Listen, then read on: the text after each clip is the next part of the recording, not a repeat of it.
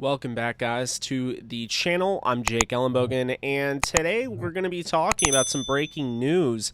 The Rams have gone out and acquired New England Patriots former first-round pick Sony Michel. I have a lot of thoughts on this. I actually like this move. I'll start off with that. Before we get into it, be sure to subscribe. Leave a comment. Let's talk a little bit about this and hit the like button. It does help with the algorithm. It will spread this video out. So if you do like this, please, if you can, do your part. It'll spread this video out to everyone else. So let's get into it. Sony Michel is a former first-round pick.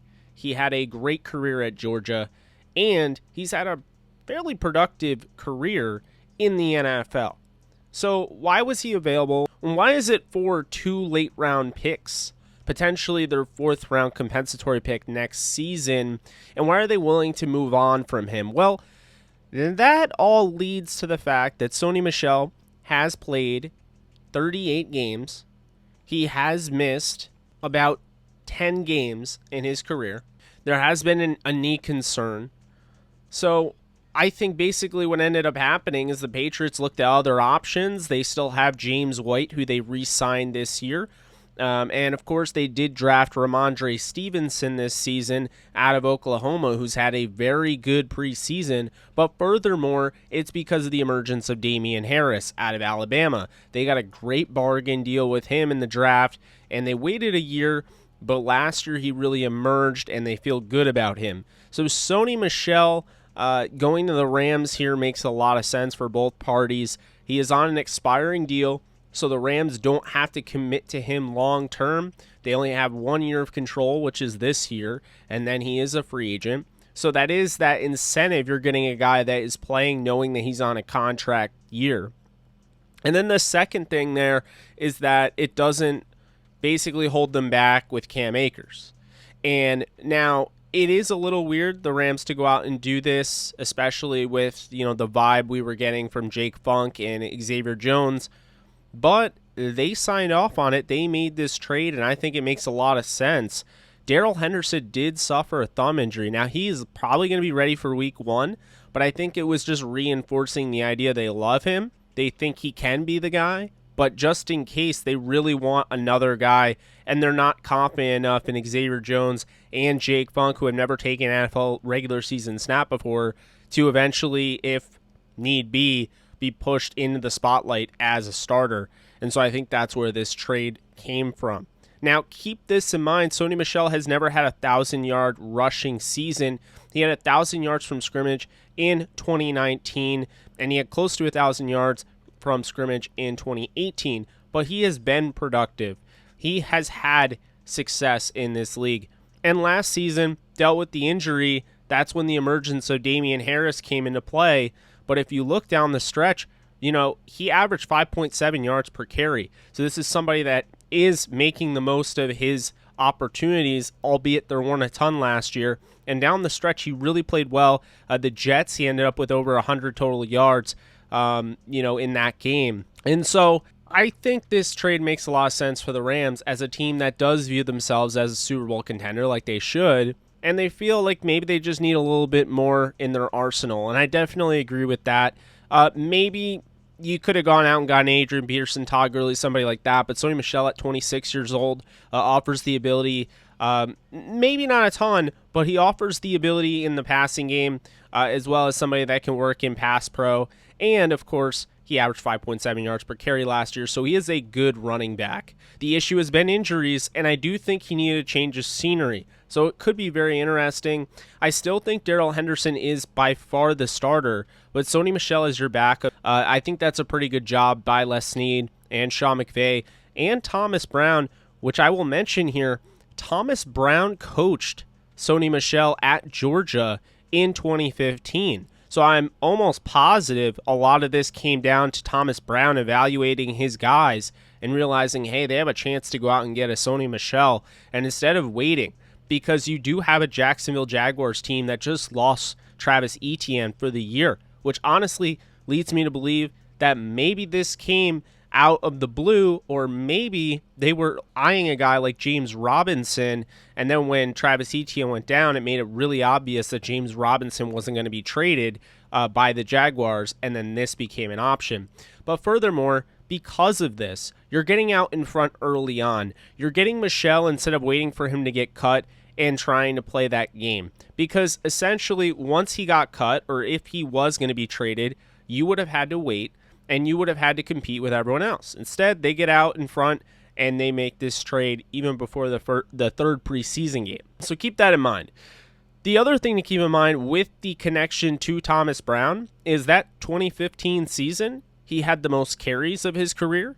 He had the most receiving yards. It was the best receiving usage he's ever had, including the NFL. And furthermore, he had the most yards from scrimmage. So I'm not saying that Thomas Brown was the guy that got him all of the production and then he wasn't good after that, but I am saying his best season in college was with Thomas Brown after he left and, eventually went on to South Carolina. But that is very intriguing in a sense. So what does this mean for the running back room? Well, I think this means a lot for Jake Funk and Xavier Jones. They like them. They could have allowed them to be backups, but at the end of the day, I think this is more about Darrell Henderson. And really, I think that they have been a little disappointed in the running backs from what I've heard with Sean McVay. Just the fact that the running game could have been better in the first game, I think improved in the second game, albeit they are playing with not the best offensive line. And that does beg the question, for a lot of people, why didn't they go out and try to get an offensive lineman? Who's to say they're not going to? That's my thing. I think this opens the door for a lot. Sony Michel isn't the final piece.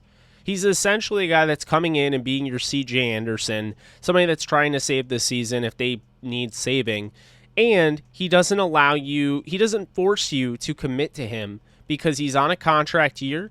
You don't have to give up on Cam Akers. Also, with that being said, he's 26 years old, has experience, and he scored the game-winning touchdown against the game-sealing touchdown against you in the Super Bowl, so he's played in big games. You saw it firsthand.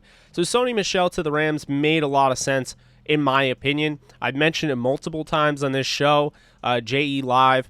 Talking about Kareem Hunt and guys like that, I just didn't think were realistic. I thought James Robinson was realistic until the Travis Etienne injury, and I did think that Sony Michel was probably the most realistic due to his familiarity with Thomas Brown and the fact that the Patriots were going to look to move him after the emergence of Ramondre Stevenson, Damian Harris, and of course the fact that they brought back James White.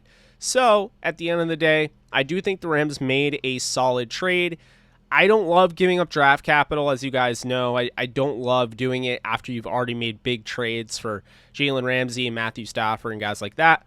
But at the same time, I do get it if you really feel comfortable going out and getting him and you think he's that much better than the next guy that you would get in waivers or you would get in free agency. I do think it makes sense.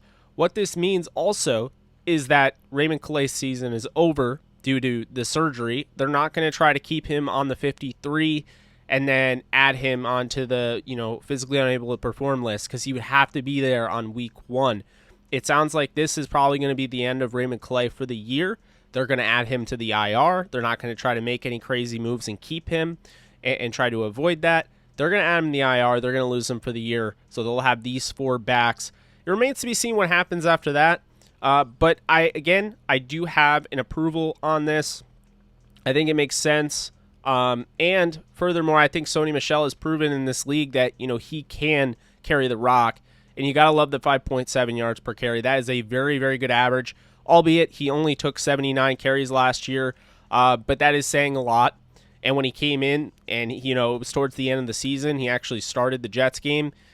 The last game that he had in a Patriots uniform in the regular season, you have to give him credit, was over 100 yards total offense. So that's pretty much all you need to know about Sony Michel. As far as fantasy implications goes, I still think Darrell Henderson is absolutely the guy you want to own, but you do want to make sure that you are handcuffing him with Sony Michel. It does take away value from Xavier Jones and Jake Funk in dynasty formats as well, because Cam Akers will be back in 2022. It is good to have those guys, but it's definitely important to have Sony Michel, at least in a redraft this year, as your handcuff. So if those fantasy fans out there that are like, what's going on? I would still say Darrell Henderson is your guy. Darrell Henderson is still the guy, but Sony Michel is going to be a very, very good backup, one of the best backups in the league, albeit. And to be honest with you, I think the Rams feel a lot more comfortable today, having made this trade with the potential of ever losing Henderson. Now they can put in Michel. For those of you that are worried about his knee injury, keep this in mind. This is just a one-year thing. So they can pull out on this at the end of the season, or they can opt back in. If they see that Cam Akers is making good progress, which honestly it looks like he is, he's walking on a treadmill at 75% speed. If they see that he's not making the progress they need, or if they're not confident he's going to be ready for 2022, they might be able to sign Sony Michel for a decent price. But we will see. That's going to do it for me. I will have further information on this as we get more. But Sony Michel is a Los Angeles Ram, and he will be active week 1, and he's definitely somebody that's going to add some intrigue to this running back room at 5'11", 215.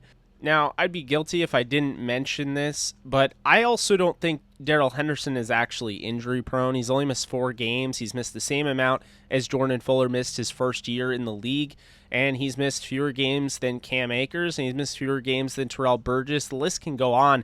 I don't really think Darrell Henderson is injury prone, but that stigma is out there, and the Rams obviously don't feel as comfortable knowing that thumb injury is still lurking. He is going to be ready for week 1.